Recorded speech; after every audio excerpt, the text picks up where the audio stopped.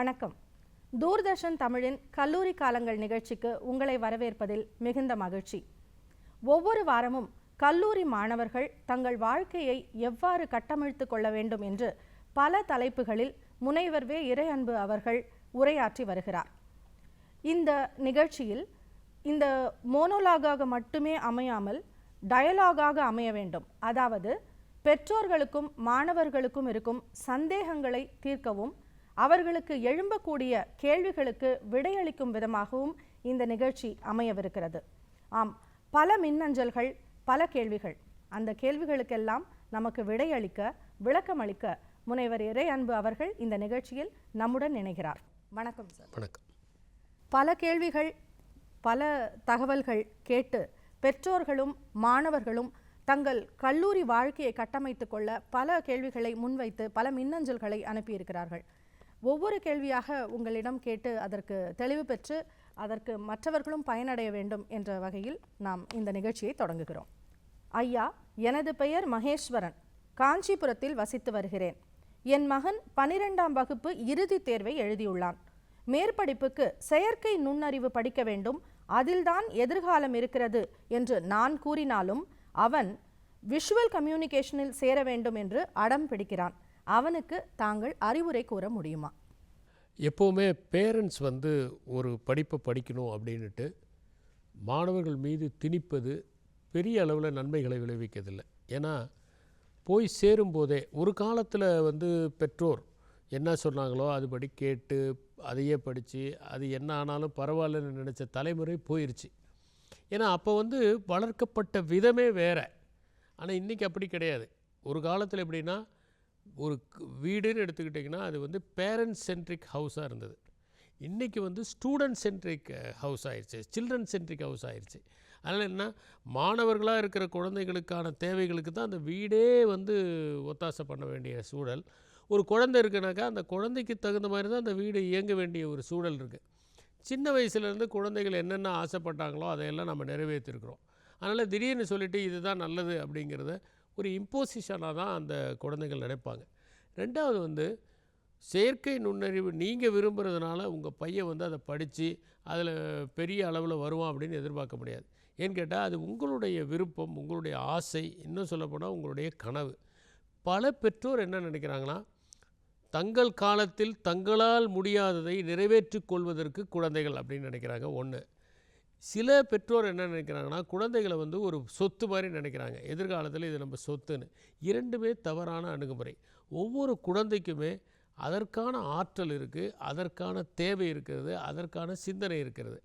அதனால் முதல்ல நீங்கள் நினைக்கிறத அதில் இம்போஸ் பண்ணுறது தவறு.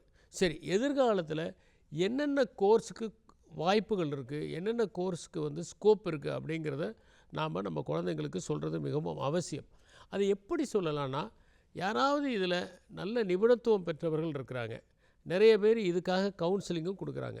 அவங்ககிட்ட போயிட்டு இந்தந்த கோர்ஸுக்கு இந்தந்த ஸ்கோப் இருக்குது, எதிர்காலத்தில் இதை படித்தா இப்படி வரலாம், இதை படித்தா இப்படி வரலாம். சில நேரங்களில் இந்த குழந்தைகளுக்கும் மாணவர்களுக்கும் இருக்கக்கூடிய ஒரு பெரிய விஷயம், இது கஷ்டமாக இருக்குமோ அப்படின்னு.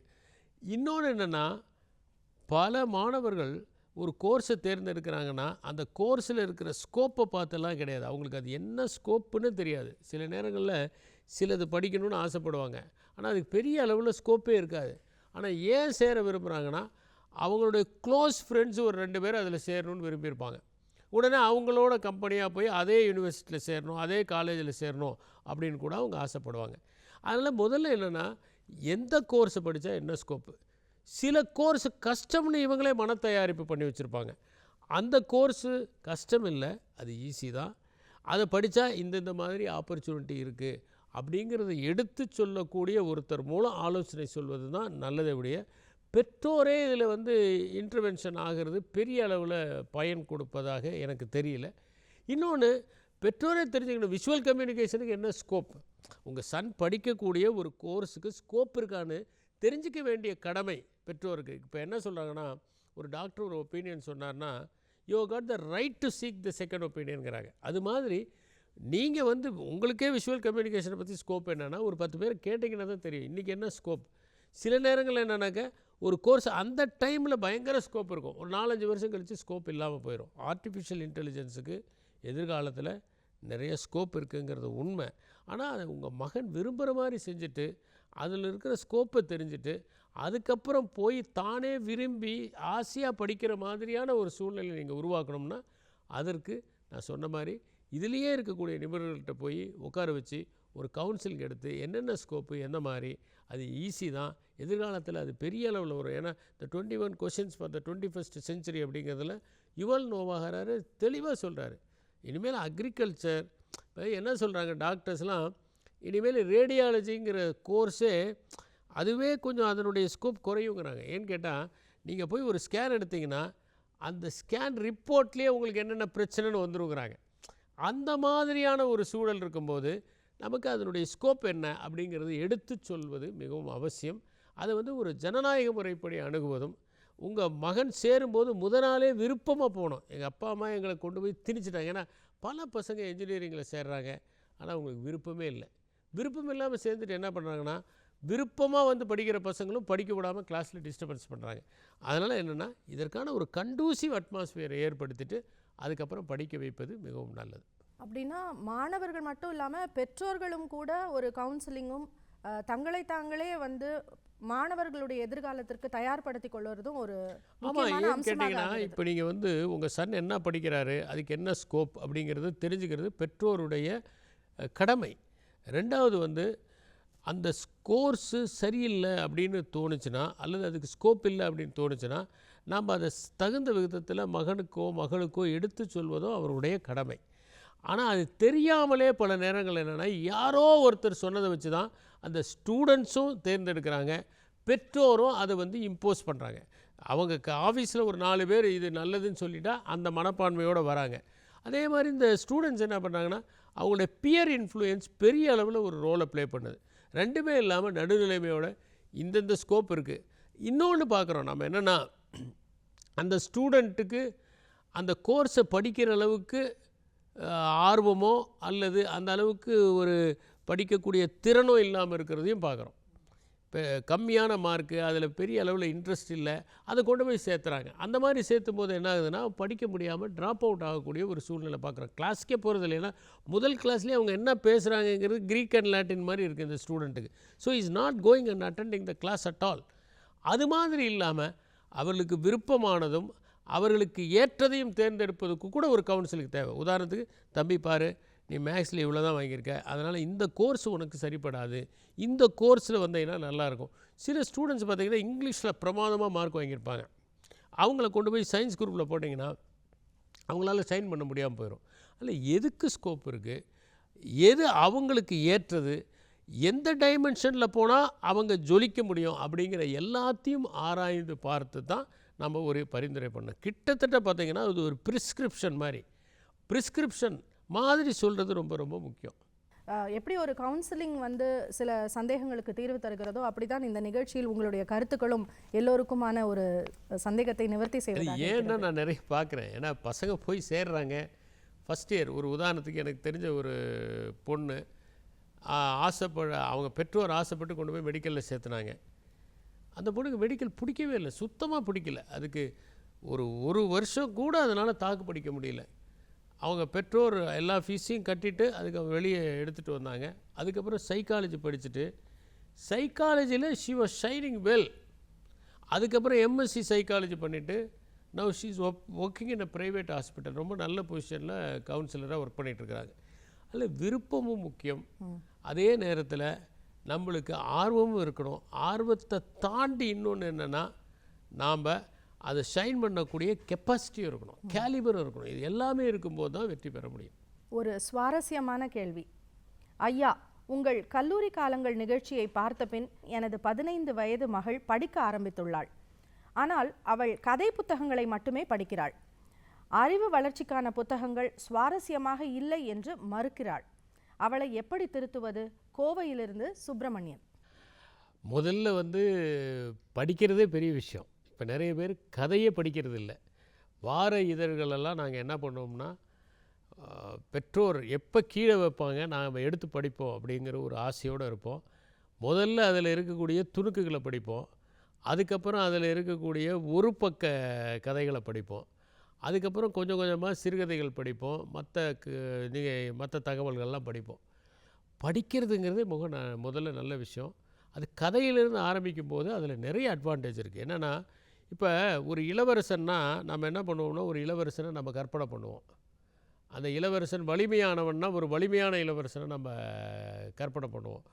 அவன் வந்து ஒரு காட்டுக்கு போனான்னு நம்ம ஒரு காடை வந்து கற்பனை பண்ணுவோம். அதனால் இந்த விஷுவலைசேஷனுங்கிறதே படிக்கும்போது தான் ஏற்படுது. அதில் படிக்கக்கூடிய போது கூட அந்த கதைகள், கவிதைகள், நாவல்கள் இதையெல்லாம் படிக்கும்போது தான் அது கூடும். அதில் முதல்ல படிக்க ஆரம்பிக்கிட்டோம். படிப்பதற்கான ருசி என்ன அப்படிங்கிறது தெரிஞ்சுக்கணும். அந்த ருசியை தெரிஞ்சுக்கிட்டால் அதுக்கப்புறம் எவ்வளோ வேணால் நம்ம படிக்க முடியும். அதனால் இப்போ போய் இதை தான் படிக்கணும், அதை தான் படிக்கணும்னு சொல்ல வேணாம். கதைகளை படிக்கட்டும்.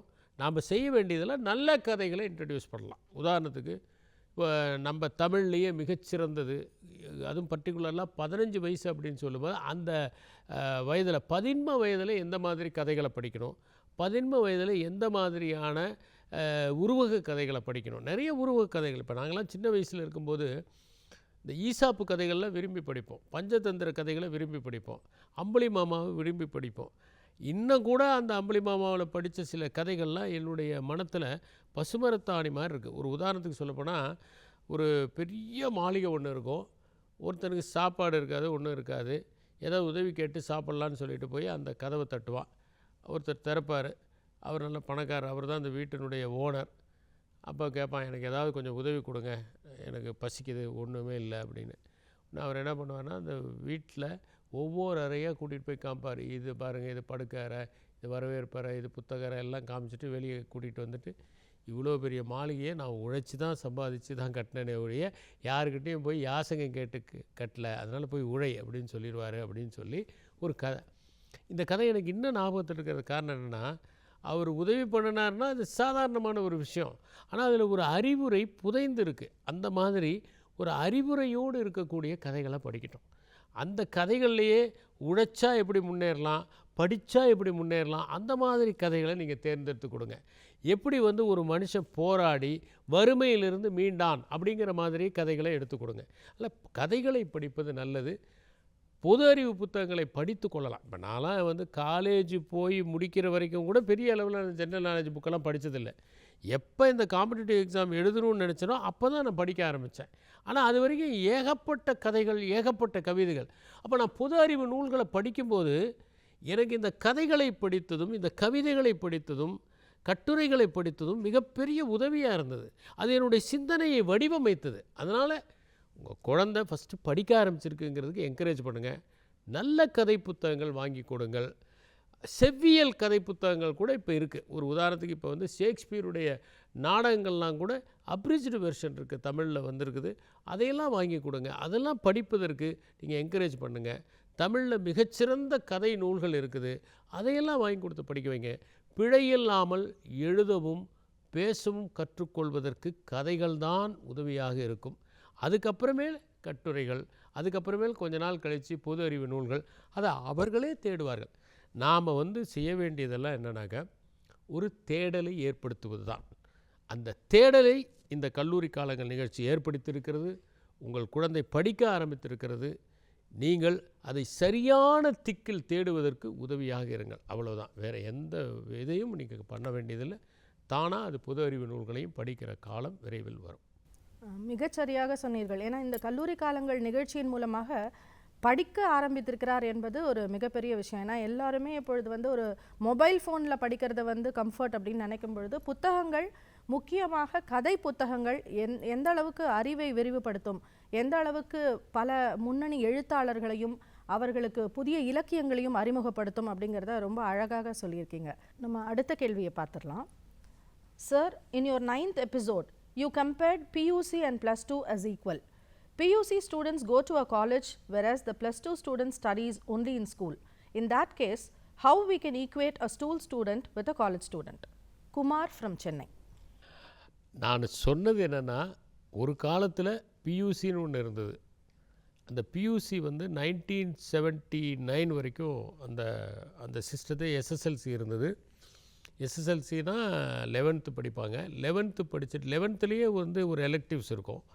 அதுக்கப்புறம் பியூசி போய் சேருவாங்க. Pre university course. அந்த ப்ரீ யூனிவர்சிட்டி கோர்ஸ் அவங்கள காலேஜுக்கும் யூனிவர்சிட்டிக்கும் அவங்கள பதப்படுத்தக்கூடிய ஒரு கோர்ஸ் அப்படின்னு சொன்னேன். அந்த பியூசிக்கு பதிலாக தான் இப்போ +2 வந்திருக்கு. அதுவும் இதுவும் ஒரே லெவல் அப்படின்னு சொன்னது வந்து, இப்போ +2 படிச்சுட்டு காலேஜ் போகலாம். அப்போ பியூசிலேயே காலேஜ் இருந்தது. காலேஜில் தான் படிக்கணும். ஆனால் that is to prepare them for facing the higher challenges in the college அப்படிங்கிறத சொன்னேன். காலேஜில் போய் பியூசியில் படித்ததுனால பல நன்மைகள் இருந்தது. ஏன்னா கொஞ்சம் ஸ்டூடெண்ட்ஸ் மெச்சூர் ஆனாங்க. குறைந்த அளவு ஸ்டூடெண்ட்டுக்கு தான் பியூசியில் படிப்பதற்கான வாய்ப்பு கிடைச்சது. ரொம்ப குறைந்த அளவு தான். ஏன்னா அப்போ கல்லூரிகளே குறைவாக தான் இருக்கும். பியூசிங்கிற சிஸ்டம் இருக்கும்போது தமிழ்நாட்டில் ரொம்ப குறைவான கல்லூரிகள் தான். சேலத்திலலாம் எடுத்துக்கிட்டால் ஒரு 2 கல்லூரி 3 கல்லூரிக்கு மேலே கிடையாது. இந்த சேலத்தில் ஒரு ஆர்ட்ஸ் காலேஜ் குமாரசாமிப்பேட்டையில், சாரதா காலேஜ் வந்து பெண்களுக்கு, அப்புறம் இந்த பரமத்தி வேலூரில் ஒரு காலேஜ் இருக்கும். இந்த மாதிரி ரொம்ப லிமிட்டட் நம்பர் ஆஃப் காலேஜஸ் தான் இருந்தது. அங்கே தான் போய் இப்போ ஸ்டூடெண்ட்ஸ் படிப்பாங்க. ஹையர் எஜுகேஷன் படிக்கணும்னா நிறைய பேர் எங்கே வருவாங்கன்னா திருச்சி, கோயம்புத்தூர், மதுரை அப்படி போவாங்க. திருச்சி தான் அதிகம் ப்ரிஃபர் பண்ணுவாங்க பக்கம் அப்படின்ட்டு. இப்போ வந்து ஏகப்பட்ட காலேஜஸ் இருக்குது. ஆனால் என்னென்னா இந்த +2 அப்படிங்கிற எஜுகேஷன் வந்த பிறகு நிறைய பேர் காலேஜுக்கு போகிறதுக்கான ஸ்கோப். ஏன்னா அவங்க படித்த கல்லூரியிலேயே ஒரு மேல்நிலை வகுப்பு இருக்குது. அங்கேயே அவங்க படிச்சுக்கலாம். அதுக்கான வாய்ப்புகள் இருக்குது. கல்லூரி வாழ்க்கைக்கும் பள்ளி வாழ்க்கைக்கும் ஒரு பிரிட்ஜாக இருந்தது ப்ரீ யூனிவர்சிட்டி கோர்ஸ். அது இப்போ இல்லை அப்படிங்கிறது தான் நான் சொன்னேன். மிகவும் பயனுள்ள ஒரு தகவல் தான். அடுத்ததும் ஒரு மிக முக்கியமான ஒரு கேள்வியைத்தான் ஒரு நேயர் கேட்டிருக்கிறார். கல்லூரி வாழ்க்கைக்கு மட்டுமல்ல, தங்களுடைய தொடர்ச்சியான வாழ்க்கை முறைக்கும் தேவையான ஒரு கேள்வியாகத்தான் நாம் இதை பார்க்கிறோம். தகவல் பரிமாற்ற திறனை எப்படி மேம்படுத்தி கொள்ள முடியும்? மோசஸ் கன்னியாகுமரியிலிருந்து இந்த கேள்வியை உங்களை கேட்கிறார். தகவல் பரிமாற்றம் அப்படிங்கிறது 7 கூறுகள் இருக்குங்கிறத நம்ம புரிஞ்சுக்கணும். ஒன்று வந்து சென்டர். இப்போ நான் வந்து பேசுகிறேன்னா நான் தான் சென்டர். இங்கே நான் பேசுகிறேன். அப்போ நான் என்ன பண்ணணும், என் மனசில் நான் என்ன பேச போகிறோங்கிறத வடிவமைச்சுக்கணும். அதுக்கு பேர் என்கோடிங்னு பேர். ஒரு தகவல் இருந்தால் தான் பேசணும். நான் உங்கள்கிட்ட சுருக்கமாக சொன்னால், தகவல் இல்லாமல் தகவல் பரிமாற்றி கொள்பவர்கள் மனிதர்கள் தான். இப்போ ஒரு குயில் கூவுது அப்படின்னா அதுக்கு பின்னாடி ஒரு பர்பஸ் இருக்கும். ஒன்று வந்து அது ஒரு பெண் குயிலை கேட்குது, கூப்பிடுது, அல்லது அதுக்கு ஏதோ ஒரு ஆபத்துனா அது ஒரு குரல் கொடுக்குது. இப்போ நீங்கள் பார்த்தீங்கன்னா எந்த ஒரு விலங்குமே எந்த ஒரு பறவையுமே தேவையில்லாமல் கம்யூனிகேட் பண்ணுறது கிடையாது. ஆனால் மனிதன் மட்டும்தான் தேவையில்லாமல் கம்யூனிகேட் பண்ணுறான். காரணம் அவன் வந்து மனசில் சரியாக என்கோடிங் பண்ணிக்கிறது இல்லை. ஸோ என்கோடிங் பண்ணிக்கிறோம். அது ஒரு தகவல் இருக்கணும், ஒரு மெசேஜ் இருக்கணும். அது சரியான ஊடகத்தின் மூலம் மக்களை ரீச் பண்ணணும். உதாரணத்துக்கு இப்போ கல்லூரி காலங்கள் அப்படிங்கிறத நம்ம ஏன் டிடி மூலம் பண்ணுறோம், டிடி தமிழ் மூலம்னா இது நிறைய பேரை கிராமப்புறத்தில் இருக்கிற மாணவர்களுக்கு போய் இது ரீச் ஆகணும். அல்லது நிறைய இடங்களில் பார்த்திங்கன்னா ஒரு அர்பன் ஓரியன்ட் ப்ரோக்ராம்ஸ் நிறைய இருக்குது. அது ஏற்கனவே அவங்க பெற்றோர் நல்லா படித்தவங்க, அவங்களுக்கு நிறைய ஃபெசிலிட்டிஸ் இருக்குது, கவுன்சிலிங் சென்டர்ஸ் இருக்குது, அவங்கள கைட் பண்ணுறதுக்கு ரிலேட்டிவ்ஸ் இருக்காங்க. ஒரு கிராமத்தில் இருக்கிற ஒரு ஸ்டூடெண்ட்டுக்கு, கடைக்கோடியில் இருக்கிற ஒரு மாணவனுக்கு கைட் பண்ண யாருமே கிடையாது. அந்த மாணவனை இலக்காக வைத்துத்தான் நாம் இந்த நிகழ்ச்சியை நடத்துகிறோம். இதாவது கடைசி வரிசை மாணவனுக்கு பாடம் நடத்துகிறவர் தான் சிறந்த ஆசிரியர். முதல் வரிசையில் இருக்கிற மாணவனுக்கு பாடம் நடத்தினா ஒன்றுமே பிரச்சனையே இல்லை. ஏன்னு கேட்டால் அவன் பாடம் நடத்தாமலே கூட புரிஞ்சுக்குவான். ஆனால் கடைசி வரிசையில் இருக்கிற மாணவனுக்கு புரியுதா, அதை மனத்தில் வைத்து எளிமைப்படுத்தி சில நேரங்களில் திரும்ப சொல்லி அவனுக்கு புரிய வைத்து அது எளிதுதான் என்று அவனை உணர வைத்து. இப்போ ஒரு பாடம் கஷ்டம்னு நீங்கள் சொல்லிட்டீங்கனாலே நம்ம மைண்டு பிளாக் ஆயிரும். ஒரு காலேஜில் என்ன பண்ணியிருக்காரு, ஒரு ப்ரொஃபஸர் கிளாஸை 2ஆக பிரிச்சிருக்காரு. ஒரு செட் ஆஃப் ஸ்டூடெண்ட்ஸ்கிட்ட ஒரு கொஷின் பேப்பர் கொடுத்து, இது ரொம்ப கஷ்டமான கொஷின் பேப்பர், பார்த்து எழுதுங்க அப்படின்னு சொல்லியிருக்காரு. இன்னொரு செட் ஆஃப் ஸ்டூடெண்ட்ஸ்கிட்ட ஒரு கொஷின் பேப்பர் கொடுத்தாரு, இது ரொம்ப ஈஸியான கொஷின் பேப்பரு, நல்லா எழுதுங்கன்னு சொல்லியிருக்காரு. 2 செட் ஆஃப் ஸ்டூடெண்ட்ஸும் எழுதிட்டாங்க, பிரிச்சுட்டாங்க. திருத்தினா கஷ்டமான கொஷின் பேப்பர் கொடுத்த மாணவர்கள் கம்மி மார்க்கு, ஈஸியான கொஷின் பேப்பர் கொடுத்தவங்க நிறைய மார்க்கு. இன்னும் அந்த பசங்களாம் எக்ஸ்சேஞ்ச் பண்ணிக்குவாங்களே, எங்களுக்கு கஷ்டமான கொஷின் பேப்பர் டீச்சரே சொல்லிட்டாரு அப்படின்ட்டு. அதுக்கப்புறம் முடிஞ்சவொடனே வந்து, சார் எங்களுக்கு மட்டும் கஷ்டமான கொஷின் பேப்பர் கொடுத்தீங்க, அவங்களுக்கு ஈஸியானது கொடுத்தீங்க, அவங்க பாருங்கள் நிறைய மார்க்குன்னு. அப்போ அவருக்கு காமிச்சிருக்காரு, ஒரே கொஷின் பேப்பர் தான் 2 பேருக்கும் கொடுத்துருக்காரு. ஆனால் என்னன்னா, இவங்களுக்கு கஷ்டம்னு சொன்னதுனால இவங்க எடுத்த உடனே இவங்க மைண்டு பிளாக் ஆயிடுச்சு. ஈஸின்னு சொன்ன உடனே அவன் படித்ததெல்லாம் ஞாபகத்தில் வர ஆரம்பிச்சிச்சு. ஏன்னா அந்த பிளாக் ஆகலை. அதனால் முதல்ல என்னன்னாக்க, தகவல் பரிமாற்றத்தை பொறுத்த வரைக்கும் நாம் இந்த சேனல் ரொம்ப முக்கியம். அந்த சேனல் எப்படின்னா, கடைக்கோடியில் இருக்கிற ஒரு மாணவனுக்கும் இது எளிது அப்படின்னு புரிய வைக்கிறோம். கடைசி வரிசை மாணவனுக்கு அதை அவங்க ரிசீவ் பண்ணணும். ரிசீவ் பண்ணுறது ஒருத்தர் யாருமே இல்லாமல் பேசிகிட்டு இருக்க முடியாதுல்ல. கானகத்தில் ஒரு மரம் விழுகிறது என்றால் அந்த சத்தத்தை யார் கேட்பார்கள்னு ஒரு கவிதை இருக்குது. யாருமே கேட்க முடியாது. யாருமே இல்லாத ஒரு கானகத்தில் ஒரு மரம் விழுந்தால் அதை யார் கேட்க போகிறார்கள்? யாராவது ஒருத்தர் அதை ரிசீவ் பண்ணணும். அந்த ரிசீவ் பண்ணுறவங்க நாம் என்ன சொல்கிறோமோ அதை ஒரு டீகோடிங் பண்ணணும். இதெல்லாமே ஒரு முக்கியம். அதுக்கப்புறம் ஒரு ஃபீட்பேக், இதுதான் நமக்கு கிடைக்கக்கூடிய ஃபீட்பேக். இந்த கொஷின் ஆன்சர்ஸ் தான் நமக்கு கிடைக்கக்கூடிய ஃபீட்பேக். அப்போ தகவல் பரிமாற்றத்திறனை நீங்கள் வளர்த்து கொள்ள வேண்டும் என்றால் முதலில் நீங்கள் நிறைய வாசிக்க வேண்டும். வாசிப்பது முதல் பகுதி. 2வது பகுதி என்னன்னா, நாம் அதை பயிற்சி செய்ய வேண்டும். இப்போ நீங்கள் வந்து எழுதுகிறது ஒரு விதமான ஒரு கம்யூனிகேஷன், இன்னொன்று வந்து பேசுவது ஒரு விதமான கம்யூனிகேஷன், ஆடியோ விஷுவல்ங்கிறது அது ஒரு விதமான கம்யூனிகேஷன், நான் வெர்பல் கம்யூனிகேஷன் அது ஒரு விதமான கம்யூனிகேஷன். இப்போ எடுத்துக்கிட்டிங்கன்னா, எல்லாரும் மேடையில் பேசுகிறாங்க. சில பேர் பார்த்திங்கன்னா சில மாதிரி நின்று பேசுகிறாங்க. சில பேர் பார்த்திங்கன்னா ஒரே மாதிரியான கெஸ்டர்ஸ் பண்ணிட்டு பேசுகிறாங்க. சில பேர் தான் அந்த பாத்திரத்தோடு ஒன்றி போய் பேசுகிறாங்க. அவங்க பேசும்போது அந்த ஆடியன்ஸ் எல்லாம் அவங்களோட கூட வந்துடுவாங்க. ஜீவா பேசும்போது பார்த்திங்கன்னா ஆடியன்ஸ் எல்லாம் அப்படியே ஒன்றி போயிடுவாங்களாம். அந்த மாதிரி பேசக்கூடியது. இப்போ நான் வெர்பல் கம்யூனிகேஷன். இது எல்லாத்தையும் நீங்கள் ப்ராக்டிஸ் பண்ண தான் வரும். அதனால் முதல்ல என்ன செய்யணும்னா, நிறைய வாசிக்கணும். அதை வந்து நம்ம பேசி பழகணும்.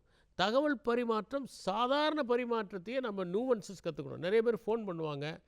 அவங்க ஃபோன் பண்ணிவிட்டு யார் பேசுகிறது அப்படிம்பாங்க. அது ஒரு சரியான அணுகுமுறை இல்லை. இன்னார் பேசுகிறதா சொல்லிவிட்டு அதுக்கப்புறம் தான் கேட்கணும். ஃபோன் பேசும்போது அப்பப்போ பாஸ் விட்டு அவங்க என்ன சொல்கிறாங்க அப்படிங்கிறதையும் கேட்பதற்கான ஒரு அவகாசத்தை தரணும்.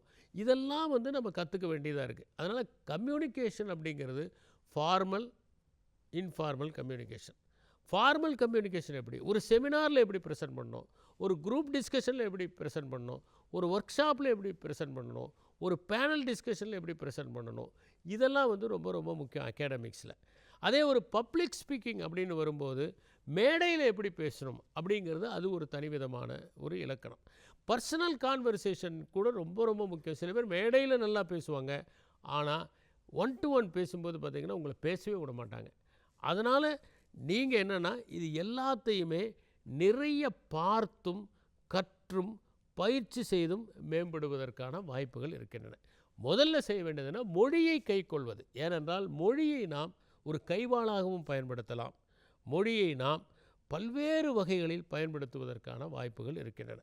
அந்த மொழியை வந்து நம்ம வசப்படுத்த வேண்டும். வசப்படுத்துறதுக்கு ஒரே ஒரு வழி என்னென்னா, நம்ம நிறைய வாசிக்கணும். வாசித்ததை மற்றவர்களோடு விவாதிக்கணும். வெறும் வாசித்தால் எந்த விதமான பிரயோஜனம் இல்லை. நான் நிறைய பேர்கிட்ட என்ன சொல்லுவேன்னா, முதல்ல நீ ஒரு தயாரித்த பேச்சை ஒன்று நீ பண்ணு. அடுத்தது அந்த தயாரித்த பேச்சினுடைய முக்கியமான கூறுகள்லாம் மனப்பாடம் பண்ணு. அது ஒன்று செய். அதுக்கப்புறம் நீயா தனியாக ஒரு ரூமில் நின்று ஒரு டேப் ரெக்கார்டர் ஆன் பண்ணி அல்லது மொபைல் ஃபோனை ஆன் பண்ணி ரெக்கார்ட் பண்ணு. அப்புறம் கேளு. அப்போ தான் உனக்கு தெரியும் எந்த இடத்துல பிரச்சனை. ஒக்காபுலரியில் பிரச்சனை இருக்குதா, சென்டென்ஸ் கன்ஸ்ட்ரக்ஷனே பிரச்சனை இருக்கா. அதான் அந்த ப்ரௌதான்னு ஒருத்தர் எழுதினார். என்ன எழுதினார்னா, ஃபிலாசபி ஆஃப் பாவர்ட்டி அப்படின்னு எழுதினார். அதுக்கு கார்ல் மார்க்ஸ் ஒரு பதில் எழுதினார். என்னென்னா, பாவர்ட்டி ஆஃப் ஃபிலாசபி. அவர்கிட்ட போதிய அளவுக்கு தத்துவமே இல்லைன்ட்டு ப்ரௌதானுக்கு பதில் வந்து பாவர்ட்டி ஆஃப் ஃபிலாசபி. அது மாதிரி நாம் என்ன நினைக்கணும்னா, பாவர்ட்டி ஆஃப் வேர்ட்ஸா, பாவர்ட்டி ஆஃப் தாட்ஸா. சில நேரங்களில் நம்மளுக்கு என்னாலே தெரியாமல் ஒரு பிளாங்க் ஆயிடுவோம். அதனால் நம்மளுடைய சிந்தனை போக்கில் பிரச்சனை இருக்குதா, அல்லது நம்முடைய மொழியில் பிரச்சனை இருக்கா, அல்லது தடுமாற்றம் எதனால் வருது, பயத்தால் வருதா, இதை கேட்டு கேட்டு கேட்டு ஒரு 10 முறை 15 முறை அந்த சப்ஜெக்டில் பேசுனோம்னா நாம் கொஞ்சம் கொஞ்சமாக அது மேம்படுவதை பார்ப்போம். சரி, அதுக்கப்புறம் இருக்கிறது தான் ஸ்டேஜ் ஃப்ரீட். ஒரு மேடையில் போனால் பயம். இப்போ அமெரிக்காவில் ஒரு ரிசர்ச் பண்ணியிருக்காங்க. அவங்க 10 விதமான பயத்தை லிஸ்ட் பண்ணியிருக்கிறாங்க. அது கீழே இருந்து எதுன்னு போய் பார்த்துக்கிட்டே வந்தால் உலகத்தில் அதிகமான பேருக்கு இருக்கக்கூடிய 2வது மிகப்பெரிய பயம் எதுன்னா பாம்பு. பாம்பை கண்டு உலகத்தில் எல்லாரும் பயப்படுறாங்க. ஆனால் அதை விட அதிக பயம் யாருக்கு இருக்குன்னா மேடையில் பேச சொன்னால் தான் இருக்குதான். அதனால் இதை நீங்கள் உங்கள் நண்பர்களோட பேசி பேசி பேசி பழகி கொஞ்சம் கொஞ்சமாக அந்த பயத்திலேருந்து நீங்கள் விலகினீங்கன்னா நிச்சயமாக தகவல் பரிமாற்றத்திறன் மேம்படும். மாணவர்களுக்கும் பெற்றோர்களுக்கும் ஏற்படக்கூடிய சந்தேகங்களுக்கு மிக தெளிவான விளக்கங்களை நீங்கள் அளித்திருக்கிறீர்கள். தொடர்ந்து எங்களுக்கு நிறைய கேள்விகளும் மின்னஞ்சல்களும் வந்த வண்ணம் உள்ளன. இன்றைய இந்த நிகழ்ச்சியிலிருந்து நாம் விடைபெறுகிறோம். தங்கள் நேரத்தையும் தங்கள் கருத்துக்களையும் எங்களோடு இந்த நிலையத்தில் பகிர்ந்து கொண்டதற்கு மிக்க நன்றி. நன்றி, வணக்கம்.